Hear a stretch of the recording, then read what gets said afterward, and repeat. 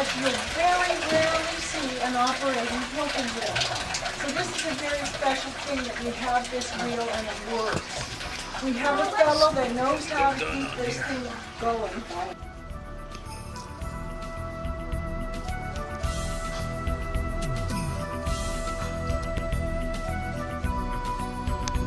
What else we got?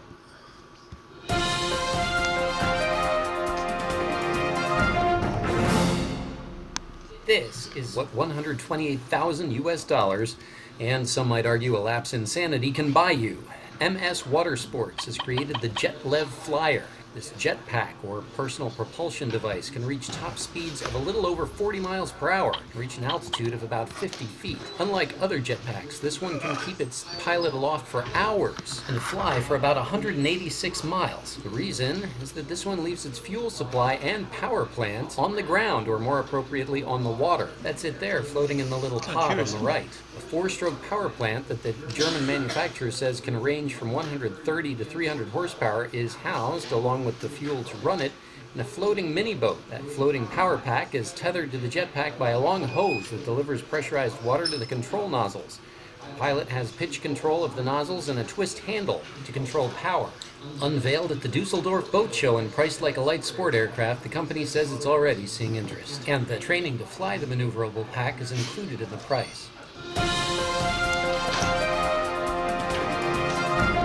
So I remember one of these excerpts saying that someone had taken one of these all the way from to Catalina Island, from LA to Catalina Island. The islands are just offshore LA, which is probably a 20 mile crossing.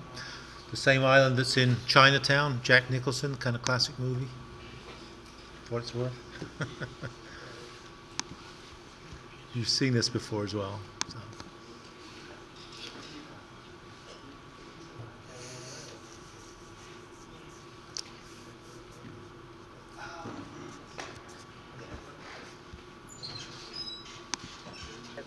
Four, cross your fingers. 3, 2, 1. Very dramatic. Yeah! That's the sound! Is Mythbusters still on That is TV? a lovely, lovely sound. Must be beyond your age. The valve has right? sheared Just clean off, 5 and years. that's a very You're good 5 sign. years beyond it. It looks like the cylinder flew straight and true, but did it have enough thrust to crack the wall?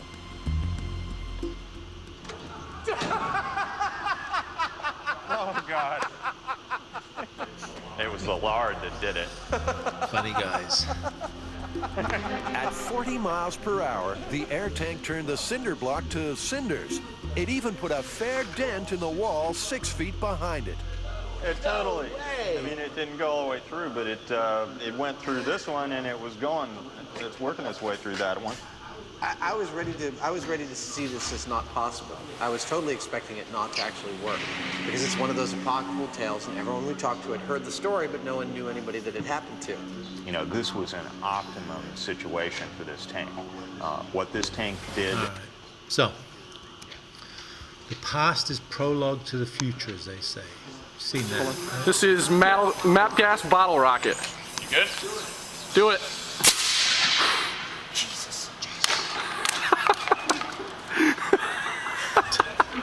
It makes a shitload of noise. Dude. Hold on. This. What else?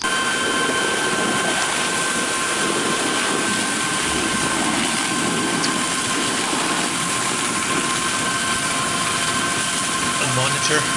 So, see the kind of curves of the. Maybe I'll close this out. You see the shape of the monitor close to the. Goes around this complicated architecture of a curved component to be able to, that you don't have to provide much force to be able to hold it in place. And so this is also destroying momentum where it hits a face.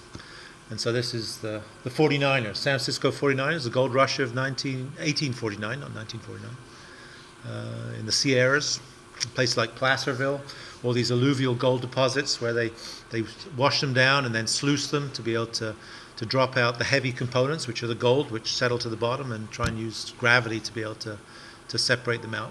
but that's basically what we're looking at. Changing momentum. Hits a wall. In this case, it looks like it's squirting rock rather than soil, which is kind of interesting. But basically, the idea is that you're destroying momentum.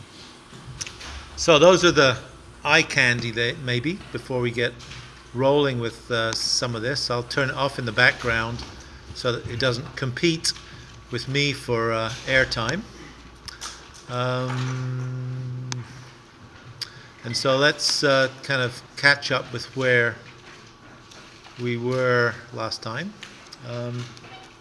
So we're talking about conservation of momentum. We have a kind of complicated expression that describes that behavior. Comes from Reynolds' transport theorem. And we know that these individual components, without really dealing with it here, we can write this expression as this component here, which deals with momentum in versus momentum out, and this component here that deals with the sum of forces.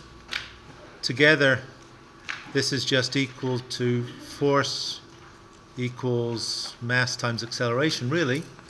But our expression that we'll use, and we said that we can boil it down, is just that the sum of the forces are equal to velocity multiplied by mass rate. I guess I switch in using uppercase M and lowercase m, but I mean the same. And the important thing is that the forces and velocities are vectoral quantities, so they have both direction and magnitude. So it's not just speed, but it has direction as well for the velocities. And if we write it out in longhand, it would look something like this. Well, we can write them out individually. Forces in the x direction are equal to velocities in the x direction multiplied by mass flow rates in that component. Forces in the y direction, likewise. And I suppose it's the sum of these, right, as well. So really today I just wanted to go through some examples so that we are kind of familiar with these. And so you can write it like that. We can write it as really it's the sum of these components on all faces, because it's kind of on a control surface. We're not looking at changes in the volume of the control volume with time. We've said that we won't do that. And so this is really the only expression we have to deal with. And I suppose we should also reiterate the fact that if we look at mass flow rates,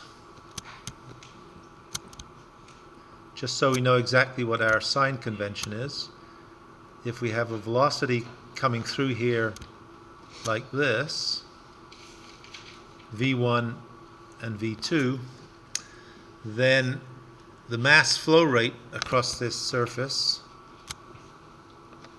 is going to be equal to, and this is area 2, it's going to be density, area 2, velocity 2. And the mass flow rates are always positive if they're going out. So this is positive. I've run out of space. But this mass flow rate would be equal to m1, which would be m1 dot is equal to density, area 2, velocity 2. And this would be negative because it's going into the control volume. And it goes into the control volume. I'm getting a bit small here, right? But it's negative because it's the dot product of this term, which is perpendicular to the unit normal. So just need to remember the sign convention. So my reason for doing this is that the sign convention is that this has our sign convention for mass in is negative, mass out is positive, but this is always Cartesian. Vx is Cartesian. So if this was our coordinate system here, this is y and this is x, then in both of these cases, V1 is positive and V2 is positive. So that's what we need to remember. It's important that we remember those in dealing with that. Okay. And so if you wanted to, I mean, a simple example that's turned up multiple times has been these examples. We can work through some different ones, I guess. We talked about an undershot weir yesterday, Tuesday, right? Monday, not yesterday. And that was the idea that if you have a weir that's partway down across a river, question is, when does it carry the most force?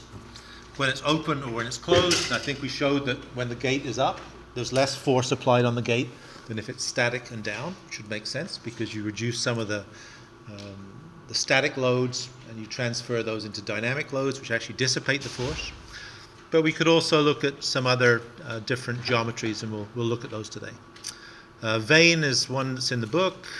A jetpack is the one that we just looked at online, and maybe we can mess about. And also decapitated cylinder, which means that we have to actually take this expression that we've talked about here. So this is kind of the fundamental expression. If you want the uber expression that you'd use, that you would use for everything, then it's modified slightly. And so we'll talk about moving reference frames. And moving reference frames is a cylinder, right? The cylinder starts moving, it's moving at some velocity, and so we have to worry about the relative velocity of the stuff coming out the decapitated head and the nozzle relative to the static reference frame, which is why we talked about substantial derivatives. That was our reason for talking about frames of reference. So we'll talk about maybe both of those today. The simplest one, though, is to look at the jetpack, and perhaps the most interesting one in some respects as well. And so all it comes down to is us being able to kind of describe our system in a way that is amenable to a free body. That's essentially what we're attempting to do. So if we try the jetpack, for instance, and try using this, I'm just going to do it here. What do they call it? I can't remember now. On the tape. Yeah, can't remember. So the essence of what it is a pack that looks something like this. It squirts water out of the bottom at some velocity v2. It has a guy who's attached on it, who has some weight. And I guess it must have water that comes in at some rate in a portion of it, right? Which comes in at V1. So that's kind of the schematic of what it looks like. And so we could probably make that a bit simpler by just drawing it as a single box.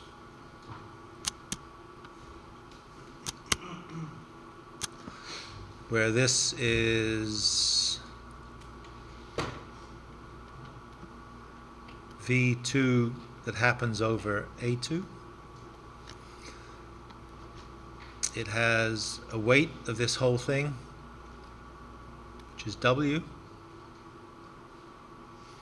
which is going to be equal to mg, the mass times gravitational acceleration, right? So 100 kilograms times gravity, and I guess a flow rate into the top,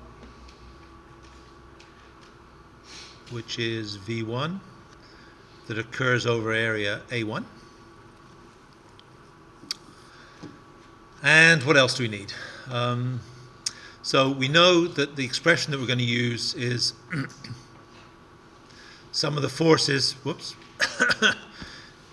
is equal to velocity times mass flow rate, which is equal to velocity times mass flow rate is density times area times velocity, correct velocity. And so we have to figure out exactly what the how we deal with that. So we need a reference frame. Whoops.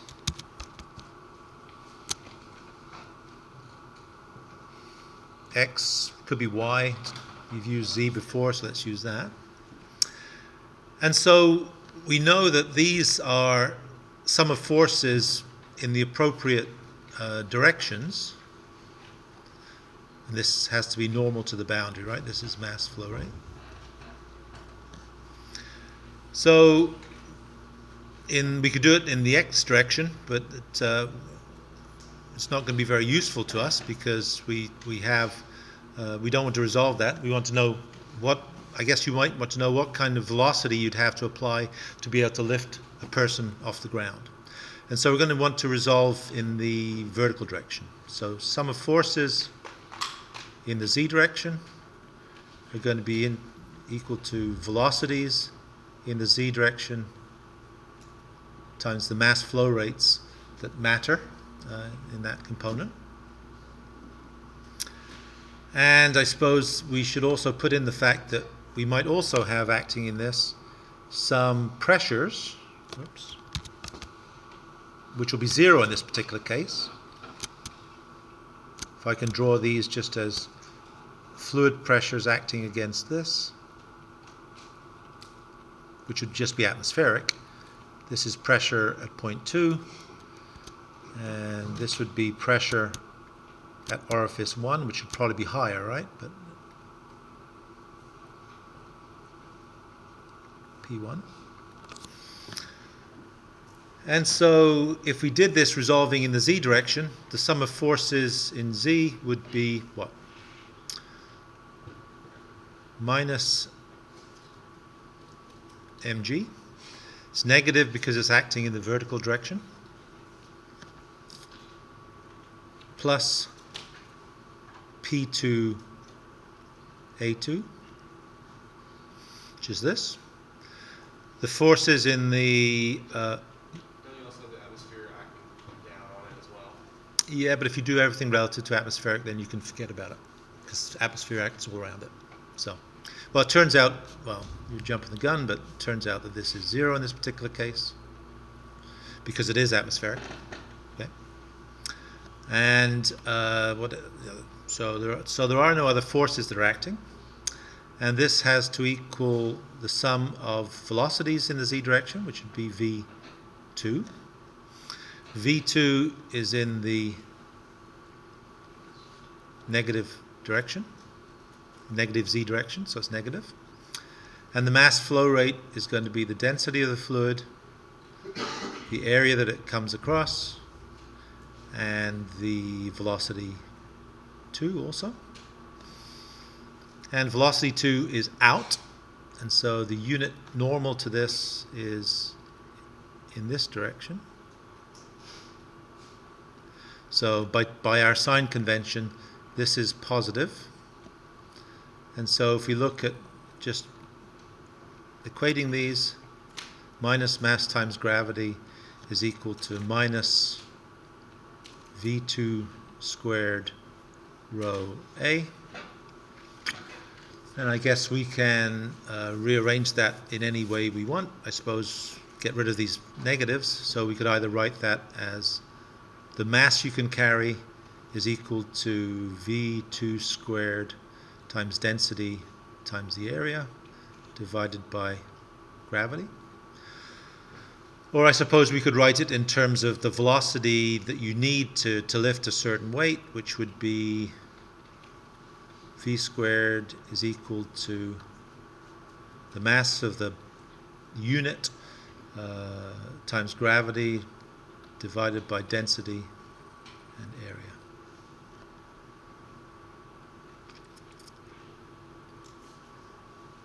And so square roots of each of those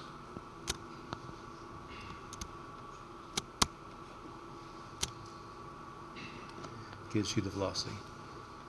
So those are useful expressions just because they say something about the system. I think this is probably the most interesting one, at some level.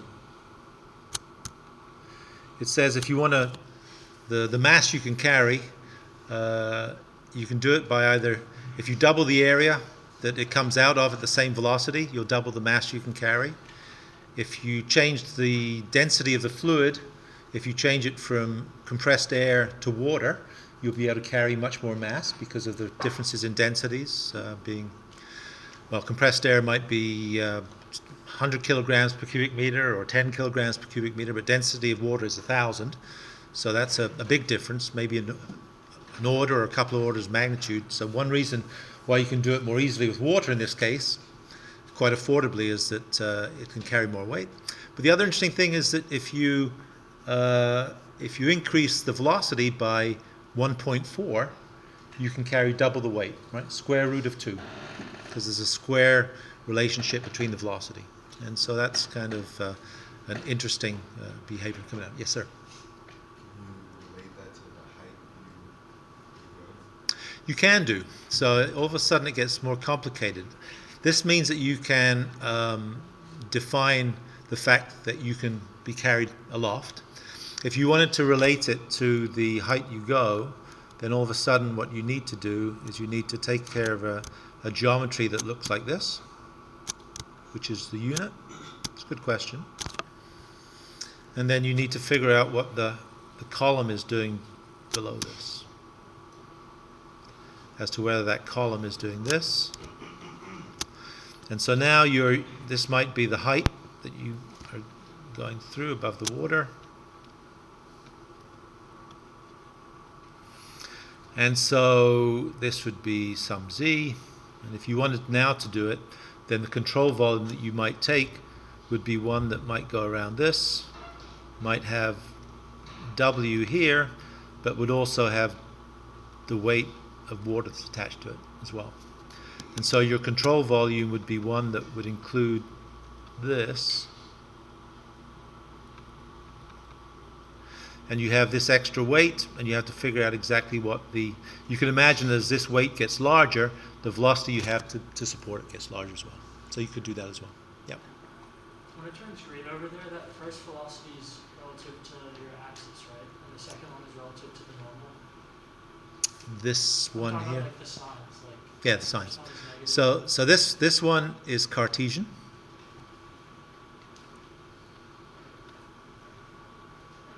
Which is a fancy way of saying x, y, z, right? And this one is mass flow rate, in or out. And because you remember that this is actually a dot product. This here is a dot product. And so by definition, the dot product is always positive if it's in the direction of the unit normal, which is this, which is out, and it's negative, it's the other one. Okay. That's the only sign convention you need to remember. All right, so that's kind of it. Let's go through a couple of examples we didn't get to last time, maybe just in overview.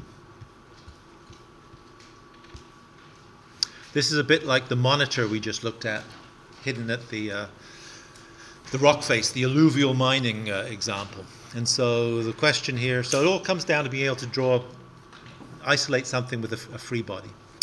But this is the same idea. So you want to be able to calculate exactly what kind of anchoring force that you have to apply here to be able to keep this U-bend in place. And this U-bend has a velocity of fluid coming in at some pressure. Happens to be in English units in this particular case. So we won't go into too much detail. And it comes out at some velocity, but with a different, and also pressure. And so in the same way as we did it before, in this case, the pressure that's acting on this face, if I draw it, not only is there a velocity acting here, but there's also a pressure, which is P1. This is the green stuff that we had on the previous figure. If I switch down, these are the pressures that are acting, which are not zero this time.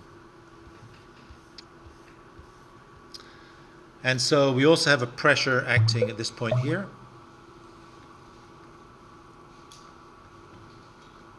which is P1. And so in the same way as before, If I do it up here, the sum of forces are equal to velocity times mass flow rate. Actually, I'll just write it out here. So what are those going to be here? So if we choose x and y coordinates, as we have here, then we can look at the forces that are acting on this. So the forces we have would be P1, A1. It's in the positive x direction. We have, as defined here, this is the force. So the control volume is this dashed region around here, which is outside the shell of the pipe. It goes all the way around here, goes across here, and then around here, if you can see that. We have a force here. I labeled them both P1, but this should be P2, of course.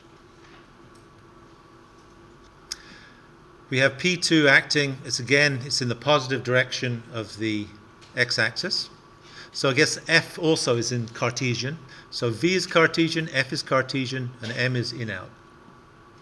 So this is P2, A2. This is atmospheric, so this is 0.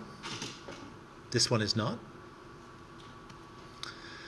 And we have a force acting, which is this reaction, which shown this way, force A in the x direction is negative, right? Just the way we've drawn it. You could draw it the other way around, in which case when you do your calculation, it would tell you it's either positive or negative, but it doesn't matter. You could imagine that holding this thing here, you could imagine you'd have to push it in the negative x direction to hold it in place.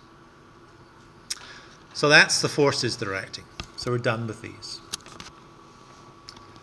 The velocities are going to be what? We have a component which is going in here. So we have velocity 2. It's in the direction of the positive x.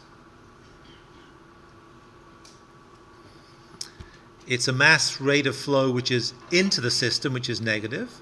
So it's density times velocity 2 times area 2. And I've run out of space, but it's a negative. Right? Because it's going into this volume. It's not related to the Cartesian coordinates. V1, thank you.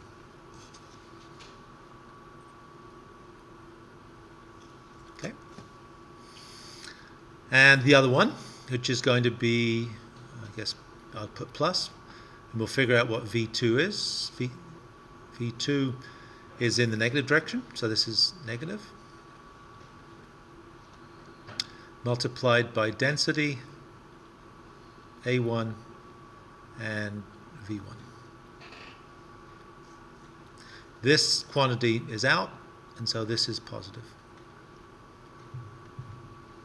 And so you look at the things we know. I guess we're given the fact that we know what P1 is. So we know P1A1.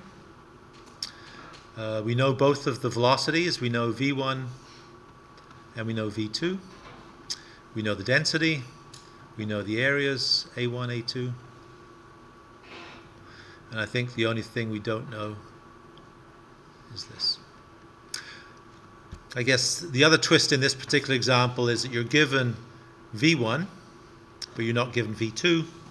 But we know that from sum of mass flow rates, or if you prefer to write it, V1 A1 rho equals V2 A2 rho density. This is conservation of mass. If we only know the velocity inside, the area inside, and the density of water, which actually cancels out, then we can calculate V1. And so actually we don't know V1 to start with. You're not given it, but you can calculate it just from continuity. So sometimes you have to use conservation laws just as you did in Bernoulli together, right? Bernoulli, if you have 4 out of the 6 variables, you need to figure out how you get your fifth. And typically the way you get your fifth is that you have a relationship between the two velocities by conservation of mass. And so we think of it as this conservation of mass, but it was also what we did last week in terms of the more complicated, 10 ways to skin a cat on moving control volumes. But it's basically this same thing. That's it. So you have to remember this distinction between velocities which are Cartesian and forces which are Cartesian and mass flow rates which are in or out. Okay? And it's exactly the same stuff. Hopefully it comes out the same way as we have it before. I won't do the calculation, but you can calculate what the magnitude of the force is, and it comes out as a particular magnitude. It can get more complicated if you want it to be. We've removed our mindset, if you like, from the idea that we have dot products, so that the actual summation term that we have is really sum of forces is equal to sum of mass flow rates. So we use a different color. This whole term here is what we call the mass flow rate. In this case, in the y out direction, but in the y direction. And this only has to be out of the system. The way that we get the component that's arranged in the y direction is through the magnitude, the component of the velocity in that particular Cartesian direction. So in this particular case, because this inflow rate is normal to this, so y is in this direction, this would be in the z direction, I guess. If we're looking for the force that you have to apply to hold this in place, we're only interested in resolving in the y direction. And this flow rate into the system is orthogonal to that. So by definition, just like in the Jetlev thing that we looked at, with the stuff coming in through the backpack at the back, it has no component in the vertical direction. And so we can ignore it. And so if you want to calculate, this question's asking what kind of force do you have to apply to anchor this in place, then you just need to do the same as before, and that is that the sum of forces, in this case in the y direction, are equal to the product of the velocity in the y direction multiplied by the mass flow rate out. But this velocity is changing as you go across here. And so in this case, you have to maybe do an interpretation of this integral. The dot product we know is if it's aligned, if the outward vector and the flow velocity are aligned, then the dot product is 1. If they're misaligned, opposite to each other, it's -1. Just as a sign convention, that really is all the dot product gives you. And actually, if they're angled to each other, if they're 90 degrees, it would give you 0 component in that direction. That's physically the meaning of this product here. It's just how much is going across in the direction normal to the outer boundary. So in this particular case, this would be the direction of the outward normal, n. And so if we want to get the velocity here is just going to be defined in terms of this coordinate as we go across here.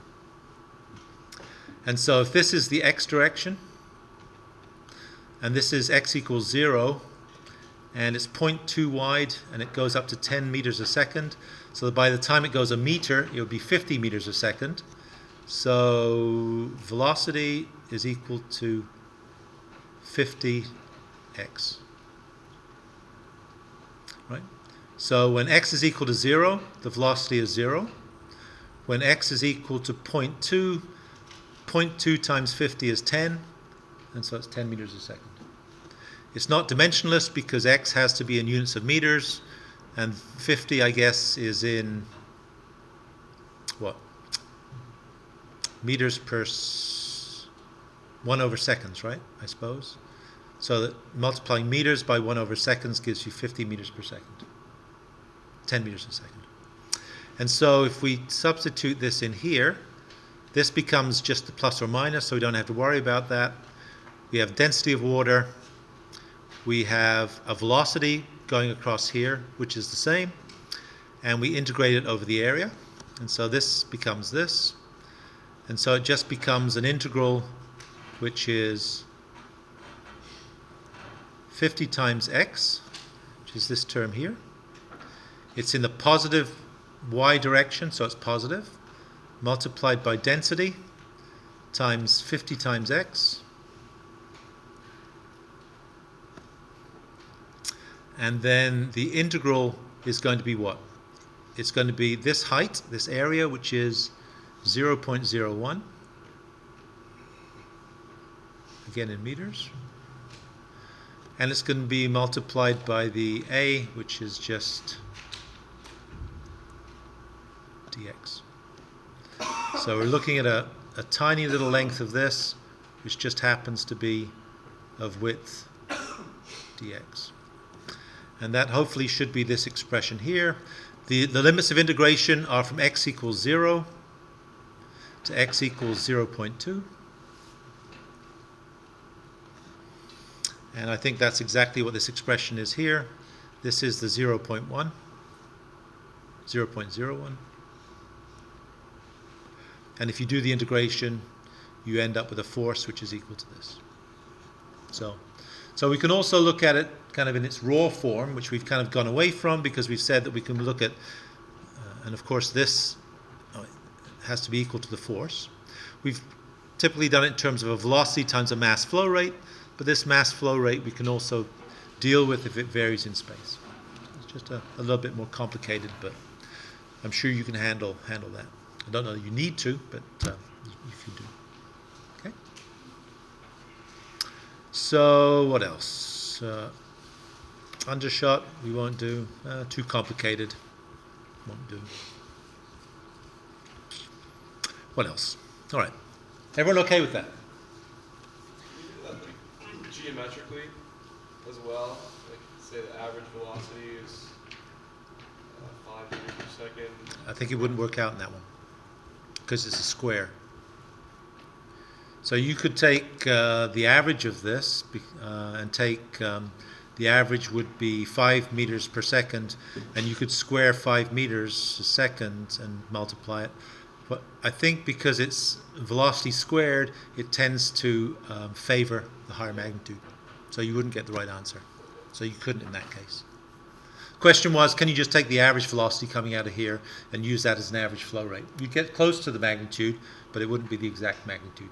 Because when you do the square that comes up in this, 50x squared, this tends to favor the numbers which are at the high level. So I guess what I'm saying is that the average of the flow rates squared isn't the same as the square of the distribution of flow rate. Okay.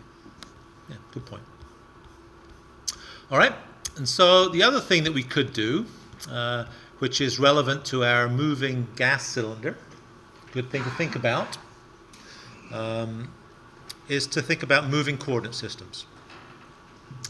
And we can invoke what we've talked about before to be able to think about that. And it's the same as the New York Fire Department videos that we've looked at. And the idea is that you have control volume that's moving at some velocity. So this is the velocity of the control surface or the velocity of the control volume, either way. And also water that's squirting out of it at some velocity as well. In this class, we'll only look at non-deforming ones, so we won't look at the case of a balloon that's floating around, but we will look at the case of a jet engine, as we used it, or a gas cylinder for that matter. And I don't know that we really need to go back to the Reynolds transport theorem, yeah, we don't need to. But you'll just recall that this is part here is sum of the forces. We said that we've always taken the change in volume to be 0. And this term here has just been equal to velocity times mass flow rate in our shorthand. So that's what we've done. So what we could do is we could think about what the ramifications are if we use this static velocity. Remember, the static velocity is equal to the velocity coming out of the fire hose plus the velocity of the boat. 1 meter a second firing forward, boat going at 1 meter a second. To a static observer, it looks that the jets of water are going at 2 meters a second. It's just the vector sum of those two components. They are vectors. We always think of the boat as going horizontal, but if it had x, y, and z components, then these really are vectors that we could deal with. And we could think about how to then take this magnitude of this and put it into Reynolds transport theorem. So let's not worry about that so much, but let's cut to the chase and just quote the result.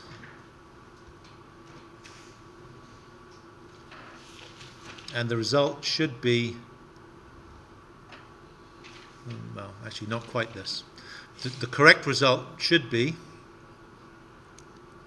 in the cases that we'll look at, that this magnitude here should equal to the velocity plus the velocity of the control surface for this. So let me write it out. So what we want to do is that the sum of the forces is going to be equal to W plus velocity of the control surface, and we'll do an example with this, multiplied by the mass flow rate, which is the same as W plus VCS times density times area times W.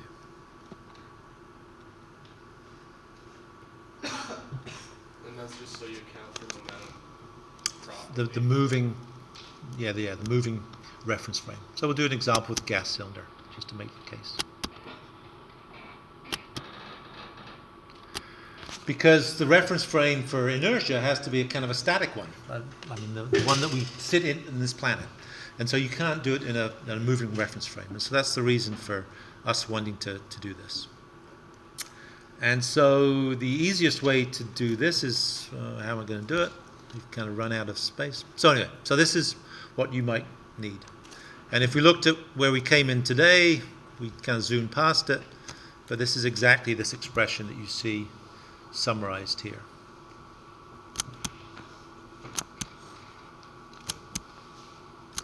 Written here so that this is the dot product, but you know, this component here you can always think of as mass flow rate.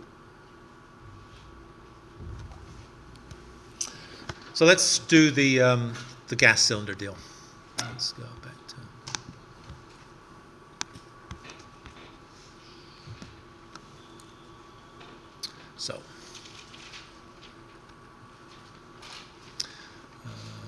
linear momentum.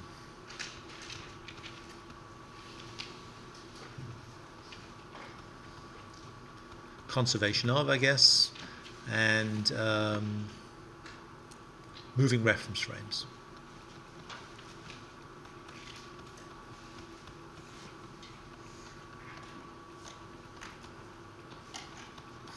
So we made the comment that sum of forces is equal to the velocity out of the control surface plus the velocity of the control surface multiplied by, I'll just write it as mass flow rate. If we wrote those out, I guess it would be, as you know, forces in the x, y, and z directions. So this is what they look like. Are equal to, I guess it would be Wx, Wy, Wz. I guess this is getting more complicated than I wanted it to be already, so I regret having done this, but we'll do it anyway. Vx, Vy, and Vz of the control surface.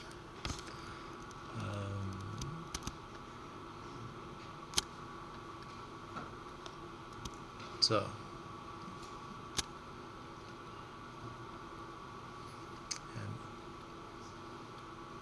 and mass flow rates.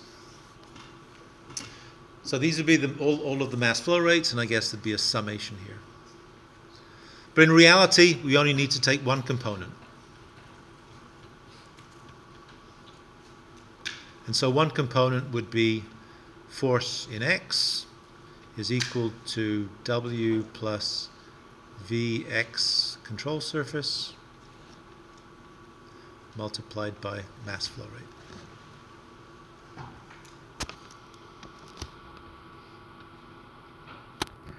And so for our lovely little cylinder example. Let's see if I can draw this. This is our gas cylinder with its head on it. Take the head off, and gas squirts out at some velocity, which would actually be W, right? Let's just call it V for now. And let's call it V2. And how would we solve this problem? Well, first of all, we could invoke Bernoulli. And we could write Z1 plus P1 over gamma plus V1 squared over 2G is equal to Z2 plus P2 over unit weight plus V2 squared over 2G. I guess we can make life easy for ourselves by taking the reference pressure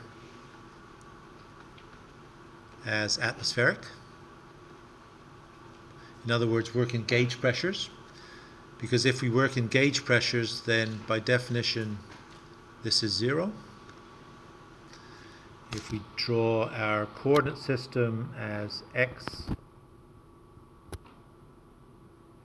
and z, and we have this sitting on some kind of plinth, then clearly z1 and z2 are the same. If we invoke the large volume assumption, large reservoir, in which case V1 equals 0. Right. And we're just left with V2 squared over 2G is equal to pressure in the cylinder divided by the unit weight of the fluid that's in there, which is compressed air. And so that allows us to get the value of V2 if we know the pressure. So we can get V2. So we think we can get this for the system. So now, once we have this, we have two options. We can look at the case of a fixed cylinder.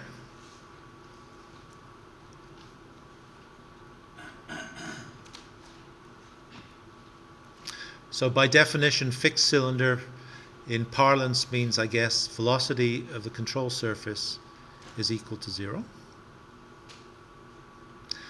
And so if that's the case, then we can calculate that the anchoring force,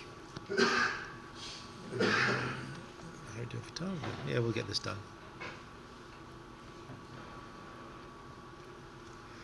is equal to W plus VCS multiplied by mass flow rate. And I guess this would also have an area attached to it, right, after you break it open. And so if we write this out, then the magnitude of the force we have to apply is going to be equal to, we said that this is equal to 0. So it's just equal to the flow rate out multiplied by the mass flow rate, which is density times area 2 times V2.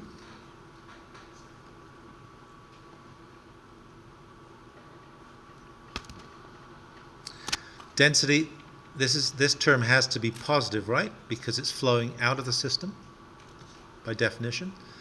This term here, if I choose this term here is just the mass flow rate. And W is just the velocity relative to this, so this is going to be equal to V2. So this is, and V2 is in the positive Cartesian direction, so it's going to be V2 squared rho A2. And it's going to be positive. And so the force you'd have to apply to keep it in place is going to be positive, whatever this term is. And we know what the velocity is because we know from this. So we can do that. So that's the one case.